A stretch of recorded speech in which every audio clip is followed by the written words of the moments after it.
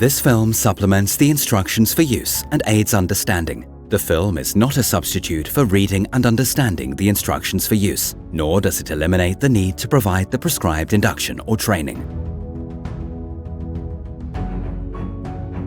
If the device has been equipped with an optional pump, the pump adapter must be screwed on in order to turn on the pump.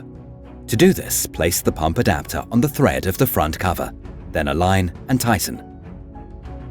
The pump will turn on automatically. Always use the pump adapter with the dust and water filter. The pump test will start automatically. Close the gas inlet at the end of the probe until the leak test is complete. Then release the gas inlet. If the leak test is successful, pump mode will be activated. If the pump test is unsuccessful, check the probe, hose and adapter as required and repeat the test.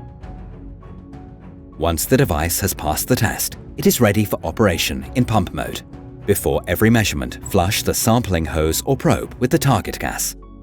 Flooding is required to reduce negative influences, such as the gas transport time, for example. As a rule of thumb, a time of 3 seconds per meter can be assumed for standard gases. Wait until the values on the display appear stable. Special gases may require more time.